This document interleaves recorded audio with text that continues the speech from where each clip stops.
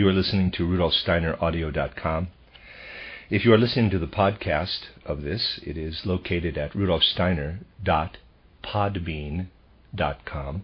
Please consider becoming a patron. Lecture 4 of Practical Advice to Teachers by Rudolf Steiner, given on August 25th, 1919.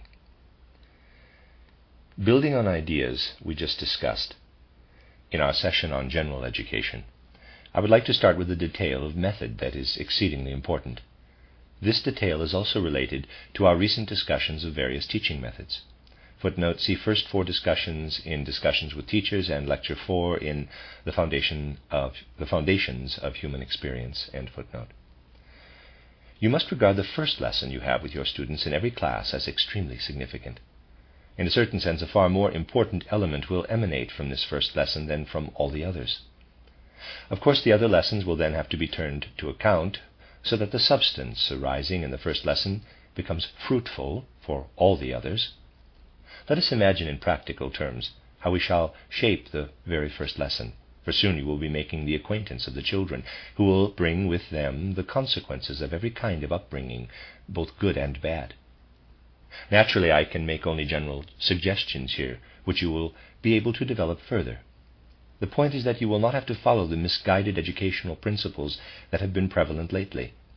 You must concern yourselves with whatever has genuine significance for the child's development. You are faced then with a class of all sorts of children. The first thing to do is to draw their attention to the reason they are there in the classroom. It is very important that you should speak to the children somewhat in this vein. Quote, you have come to school, and now I am going to tell you why you have come to school. Unquote. This act of coming to school should immediately be drawn to their attention. Quote, you have come to school in order to learn something. You have as yet no idea of all the things you will be learning in school, but there will be all sorts of subjects that you will have to learn. Why will you have to learn all sorts of different things in school? You no doubt know some adults, some grown-up people, and you must have noticed that they can do things that you cannot do. You are here so that one day you will also be able to do what grown-ups can do. One day you will be able to do things that you cannot do yet. Unquote. It is most important to work through this network of thoughts with the children, and these thoughts lead on to yet another matter. No teaching can flow in the right channels unless it is accompanied by a certain respect for the previous generation. This nuance must remain in the realm of feeling and sensing, but we must nevertheless cultivate in the children, by every means, respect and reverence with which they look up to the achievements of former generations, and to what they are also meant to achieve by going to school. We must from the start arouse in the children this way of regarding the culture around them with a certain respect, so that they see those people who are older as somewhat higher beings. If this feeling is not kindled, there will be no progress in teaching and education. Similarly, no progress can be made if we do not bring to consciousness in the children's souls what they can expect. Proceed to reflect with the children, without hesitation, that you are looking beyond their horizon. It does not matter, you see, if you say a great deal to the children that they will understand only later. The principle that dictates that you teach the children only what they can understand and form an opinion about has ruined much in our culture. The very well-known teacher of an even better-known contemporary personality once boasted of having educated his student according to the following principle. He said that he had trained the boy well, for he had forced him always to form an immediate opinion about everything. Many people today agree with this principle of forming an opinion without delay, and it is not remarkable that this teacher should stress the wish to emphasize it in books on education. With regard to this principle, I have come across the statement in a modern work on education that we can only hope to provide such exemplary education for every German boy and girl. You will gather from this notion that you can find in modern works on education a great deal of what ought not to be done, for there is a great tragedy in this kind of education, and this tragedy is in its turn is linked with the present world catastrophe. Footnote, the effects of World War I. End of footnote. The point is not that children should immediately form strong beliefs about everything, but that between their 7th and 15th years they should learn out of love for their teacher, out of a sense of the teacher's authority. For this reason, the suggested conversation with the children, which you can expand on as you wish, should continue along the following lines. Quote, look how grown-ups have books and can read. You can't read yet, but you will learn to read. When you have learned how to read, you will also be able to take books and learn from them as grown-ups learn from them. Adults can write letters to each other. In fact, they can write down anything they like. Soon you will also be able to write letters, because you will also learn to write. Besides reading and writing, grown-ups can also do arithmetic. You don't yet know what doing arithmetic means, but you have to be able to do arithmetic when you go into life, for instance, if you want to buy something to eat or to wear, or if you want to make something to wear." Unquote. This is the kind of conversation you must have with the children. Then you say, quote, "You will also learn to calculate." Unquote. It is useful to draw the children's attention to this thought once, and then perhaps the next day draw their attention to it again, so that you repeat the idea a number of times. It is vital to raise to consciousness what the children will learn in this way.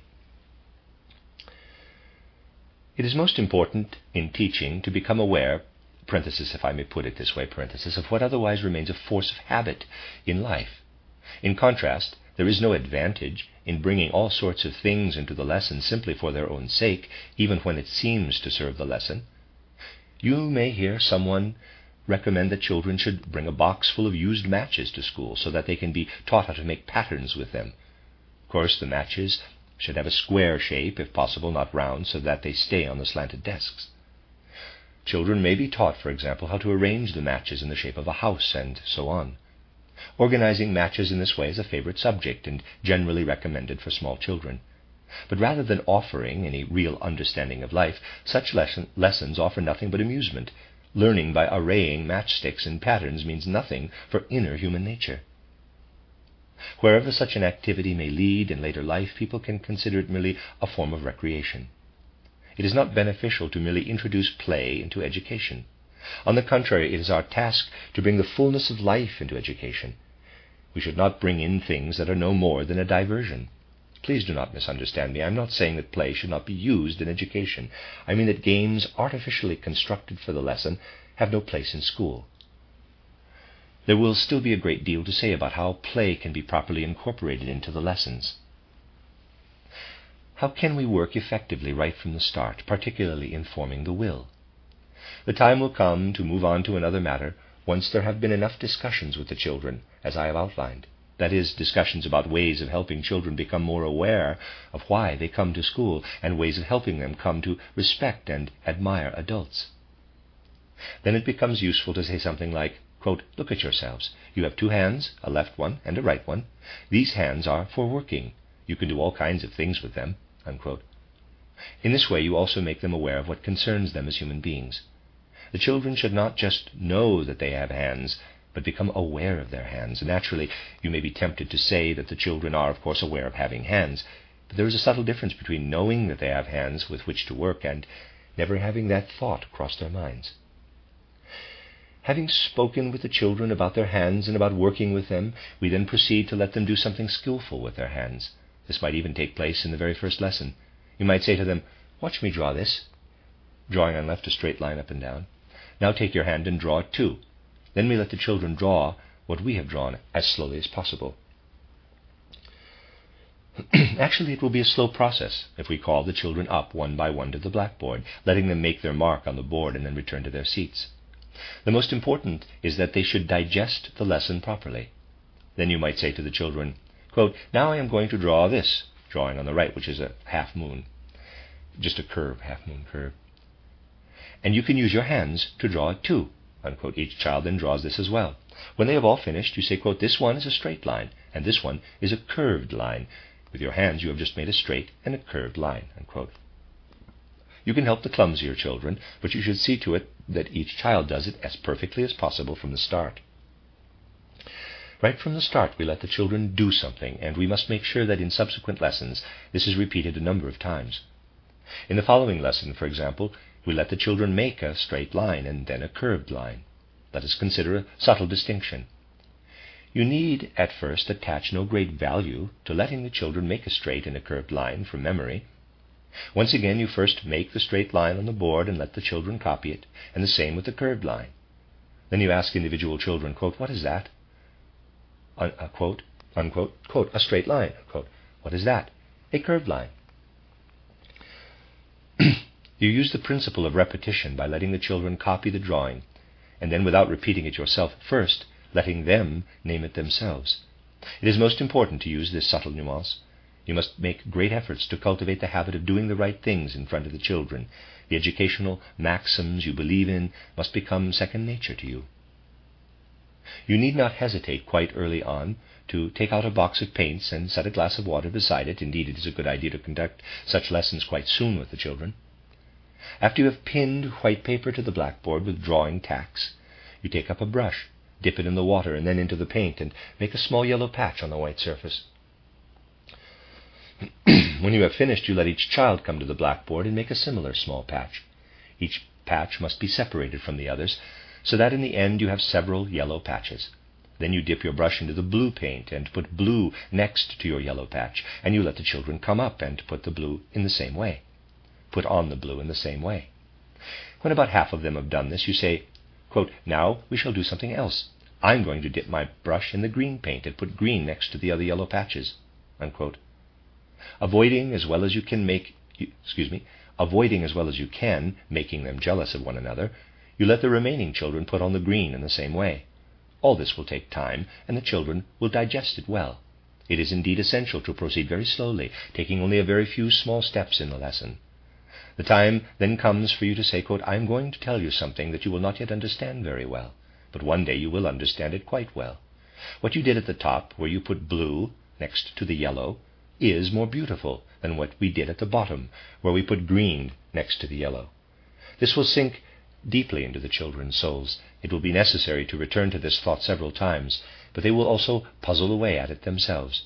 They will not be entirely indifferent to it, but will learn to understand quite well, from simple, naive examples, how to feel the difference between something beautiful and something less beautiful.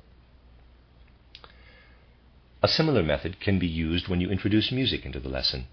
It is good here, too, to start with one note or another. There is no need to tell the children the name of the note. You simply strike the note in some way, then let the children strike the note too, so that here you also bring the will element into the lesson. Afterward you strike a second concordant note, and then allow a number of the children to strike it too. The next step is to strike a note followed by a discordant note, and again have the children do the same. Just as you did with the colors, you try to awaken in the children a feeling for the concordance and discordance of notes. You do not talk to them about concordance and discordance, but speak of the beautiful and the less beautiful, thus appealing to their feelings. These examples, and not the letters of the alphabet, are the proper starting points for the early lessons. Let us turn our attention to the class teacher. The class teacher will hold, with the children, the conversations I have just described. Perhaps the musical element will have to be treated separately and introduced to the children in another lesson. It will then be beneficial for the music teacher to conduct a similar conversation, though oriented more toward the musical, and to go over the same ground more than once. In this way the children will discover that the same lessons are repeated by one teacher after the other, so that they will find that they are learning the same from both teachers. This method will help give the school a more unified and cooperative character. In their weekly meetings, the teachers should discuss these lessons so as to instill a certain unity in them. Only when you have taught the children in this way to use their hands and ears is the time ripe for progressing to the first elements of reading, in particular, reading handwriting. We shall pay greater attention to the details later. Today, in this preparatory talk, I want to suggest the points of view according to which we can proceed, rather than pedantically examining one aspect after another. With respect to method, it will have had an extraordinary good effect on the children to have spoken to them as early as the first lesson about writing, reading, and arithmetic, and about how they cannot do these things yet, but will learn them all in school. As a result of this discussion, a certain hope, wish, and resolve will form in the children, and through what you yourself do, they will find their way into a world of feeling that in turn acts as an incentive to the realm of the will. As an educational measure, you do not present the children directly with what you want to teach them. Instead, you leave them for a while in a state of expectation. This has an extraordinarily positive effect on the development of the will in the growing human being. Before delving into these matters in more detail, I want to dispel certain ideas you may have that could cause confusion. So many sins have been committed through the prevailing methods of learning, reading, and writing, especially in teaching what is connected with learning to read and write, that is, language, grammar, syntax, and so on. There has been so much waywardness in this area that there are doubtless few people who do not remember with some horror the lessons they had in grammar and syntax. This horror is quite justified. We should not conclude, however, that learning grammar is useless and should be gotten rid of. This would be a completely erroneous idea. In seeking to find what is right by going from one extreme to the other, it might be natural enough to come up with the idea that we should do away with grammar. Let's teach the children to read by the practical method of selecting passages for them. Let's teach them to read and write without any grammar. This idea could arise quite easily out of the horror that so many of us remember. But learning grammar is not an unnecessary practice, especially in our day and age. I will tell you why.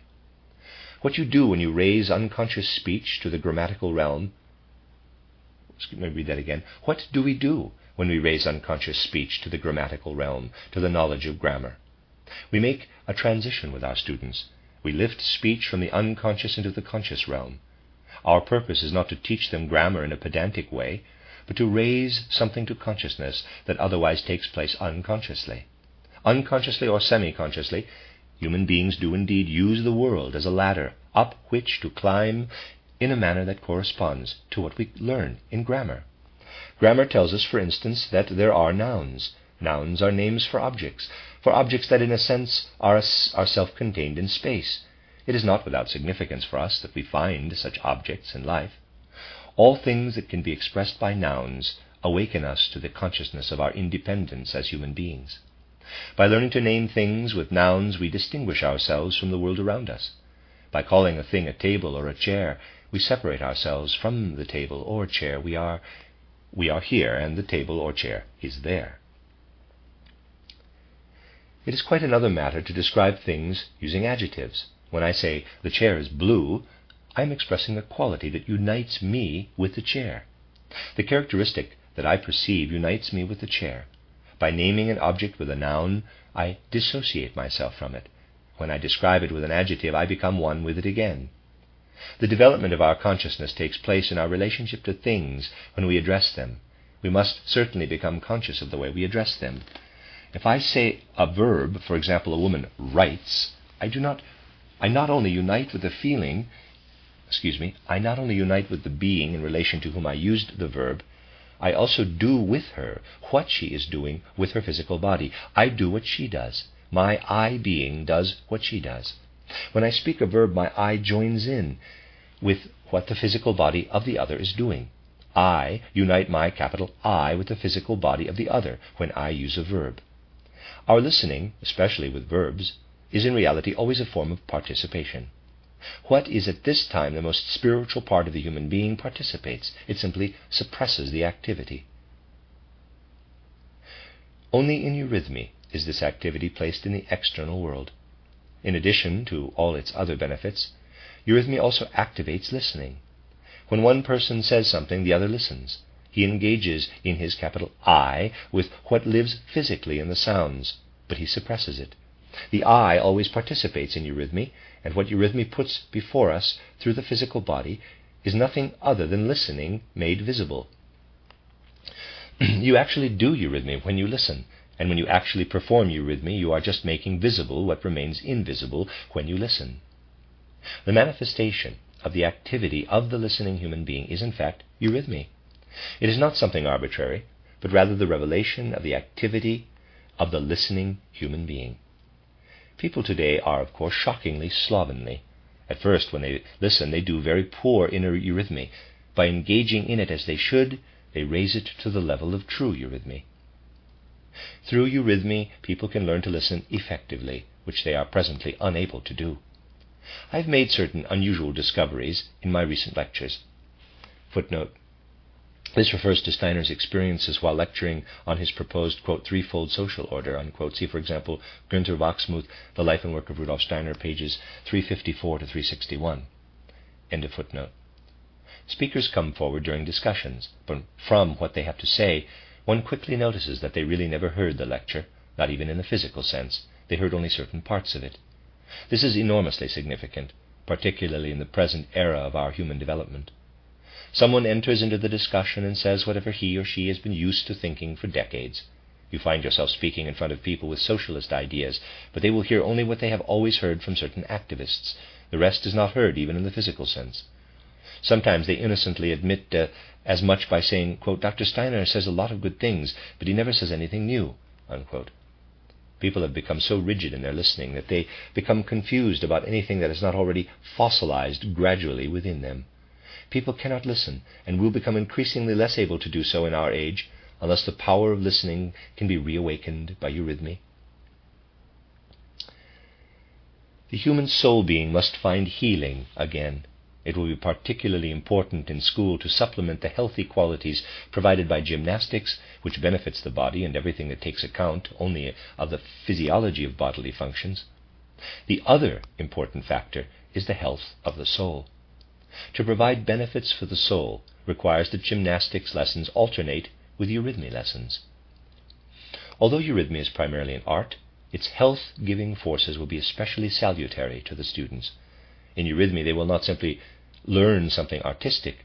Through eurythmy they will derive the same benefits for their soul as they derive through gymnastics for their body.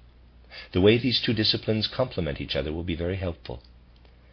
It is essential to educate our children in a way that will enable them once again to notice the world around them and their fellow human beings. This is the foundation of all social life. Everyone talks today of social impulses, yet nothing but antisocial urges are to be found among people. Socialism ought to have its roots in the new esteem human beings should gain for one another.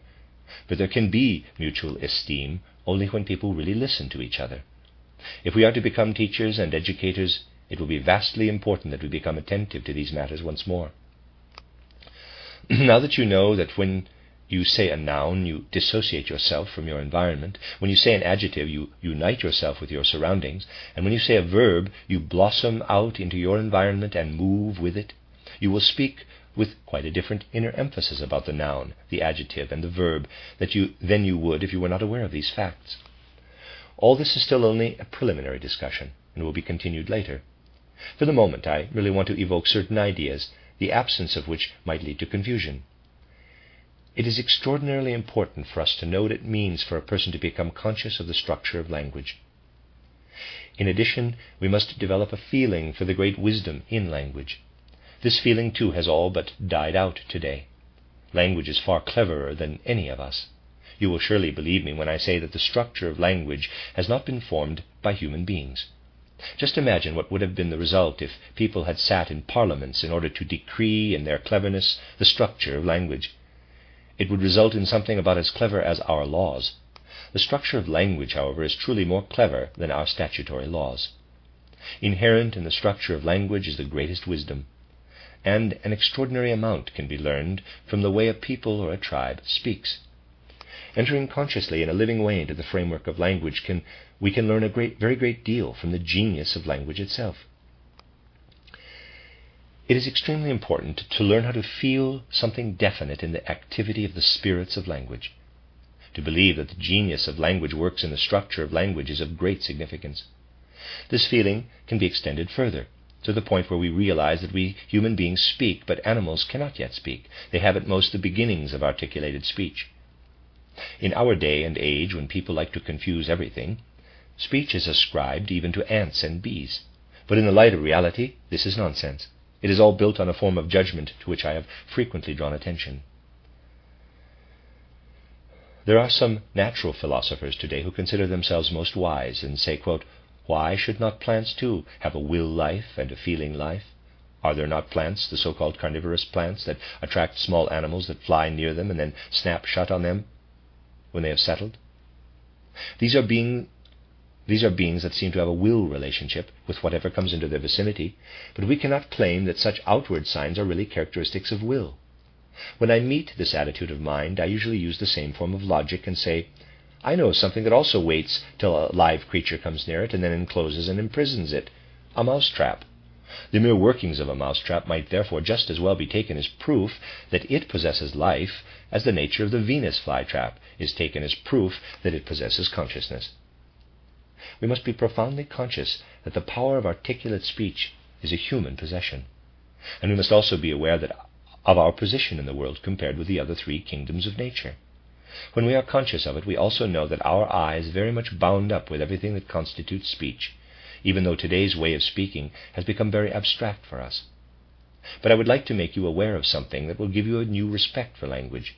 In ancient times, in the Jewish culture, for example, though it was yet more pronounced even further back, the priests, or those who administered and represented the cults, would stop speaking when they came to certain concepts while celebrating the rites. They interrupted their speech and communicated the names of high beings, not in words, but in silence, through the appropriate eurythmic gestures. Then they continued the spoken rites. For instance, the name that sounds so abstract to us, rendered in Hebrew as, quote, I am the I am, unquote, was never spoken aloud. The priest spoke only up to the point where this name appeared, made the gesture, and resumed speaking. What was expressed in this gesture was the pronounceable name of God in humankind. Why was this done? If this name had been spoken and repeated straight out, people were so sensitive at that time that they would have been stunned. There were sounds and combinations of sounds in speech that could stun the people of ancient cultures, so great was the effect of such words on them. A state like fainting would have taken them over if such words had been spoken and heard. That is why they spoke of the, quote, unutterable name of God, unquote, which was profoundly significant. Such names could be spoken only by the priests, and even by them only on special occasions, for were they to be spoken before unprepared listeners, heaven and earth would collapse. This means that people would fall unconscious. For this reason, such a name was expressed only in a gesture. Such a feeling is an expression of what speech really is. Today people thoughtlessly blurt out everything. We can no longer vary the feeling nuances, and it is very rare to find a person who can be moved enough, without being sentimental, to have tears in their eyes when they come across certain passages in a novel, for example. This is today quite atavistic. The lively feeling for what lies in speech and sensitivity to language have become very dulled. This is one of the many things that need to be enlivened again today. When we do enliven it, it will enable us to feel more clearly what we really have in speech. We have speech to thank for much that lives in our I being, in our feeling of being a personality. Our feelings can rise to a mood almost of prayer. I hear the language around me being spoken, and through the speech the power of I, capital, flows into me. Once you have this feeling for the sanctity of summoning the capital I through speech, you will be able to awaken it in the children by a variety of means. Then, too, you will awaken the feeling of I being in the children, not in an egoistic manner, but in another way. There are two ways of awakening the feeling of the I being in a child. Done wrongly, it serves to fan the flames of egoism. Done rightly, it stimulates the will and encourages real selflessness and willingness to live with the outer world. I said these things to you because as teachers and educators, you must be permeated by them. It will be up to you to use them in teaching language and speech. We shall speak tomorrow about how we can permeate them with consciousness to awaken in the children the sense for a consciousness of personality. The end of Lecture 4.